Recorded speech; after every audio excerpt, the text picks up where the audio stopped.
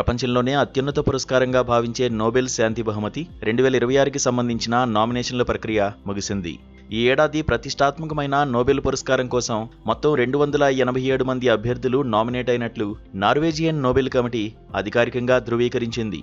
అయితే ఈ జాబితాలో అమెరికా అధ్యక్షుడు డొనాల్డ్ ట్రంప్ పేరు కూడా ఉందనే వార్తలు బలంగా వినిపిస్తున్నాయి. దీంతో ప్రస్తుతం అమెరికా అధ్యక్షుడు డొనాల్డ్ ట్రంప్పై అందరి దృష్టి పడింది. నోబెల్ శాంతి బహుమతి కోసం నార్వేజియన్ నోబెల్ కమిటీకి 287 నామినేషన్లు రాగా అందులో ట్రంప్ పేరు కూడా ఉండొచ్చని అంతర్జాతీయ మీడియాలో కథనాలు వస్తున్నాయి. కనీసం ఈసారైనా ట్రంప్ను శాంతి బహుమతి వరిస్తుందా అనే చర్చ మొదలైంది. 208 మంది వ్యక్తులు 79 సంస్థల నుంచి నామినేషన్లు వచ్చినట్లు గురువారం నోబెల్ కమిటీ ఓ ప్రకటనలో పేర్కొంది. ఇందులో ట్రంప్ పేరు కూడా ఉండొచ్చని తెలుస్తోంది.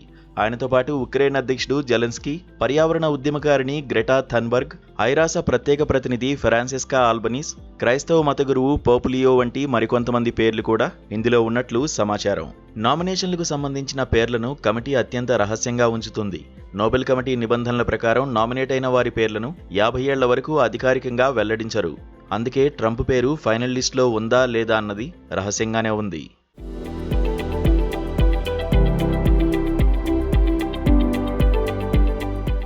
కాగా 8 యుద్ధాలు ఆపానని ప్రకటించుకుంటూ నోబెల్ శాంతి బహుమతిపై గతేడాది ట్రంప్ ఎన్నో ఆశలు పెట్టుకున్నారు. ఇజ్రాయెల్, రష్యా, పాకిస్తాన్ సహా పలు దేశాలు, అనేక మంది వ్యక్తులు ఆయన పేరును ప్రతిపాదించారు. చివరికి వెనిజువలా విపక్ష నేత మరియా కొరీనా మచోడాకు అది దక్కడంతో ట్రంప్కు నిరాశ తప్పలేదు. తాజాగా వచ్చిన నామినేషన్లలో కూడా ట్రంప్ పేరు ఉన్నట్లు ప్రచారం జరుగుతోంది. అయితే ఈ ఏడాది ప్రారంభంలో ఇజ్రాయెల్తో కలిసి ఇరాన్పై ట్రంప్ భీకర యుద్ధానికి దిగారు. ఈ యుద్ధంలో వేల మంది ప్రాణాలు కోల్పోయారు. కాల్పుల విరమణ కొనసాగుతున్నప్పటికీ అమెరికా, ఇరాన్ మధ్య ఉద్రిక్తతలు ఏమాత్రం తగ్గలేదు. మరోవైపు శాంతి చర్చలకు చేసిన ప్రయత్నాలు కూడా విఫలమయ్యాయి. ఈ తాజా పరిణామాల నేపథ్యంలో ట్రంప్ కలలు కంటున్న శాంతి బహుమతి ఆయన్ను వరిస్తుందా లేదా అనేది చూడాలి. శాంతి స్థాపనలో కీలక పాత్ర పోషించిన వారికి దక్కే ఈ అవార్డు ఈసారి ట్రంప్కు దక్కుతుందా లేదా అనే దానిపై సర్వత్రా ఉత్కంఠ నెలకొంది. ఇక నోబెల్ బహుమతుల కోసం నామినేషన్ల సమర్పణ గడువు జనవరి 31నే ముగిసింది.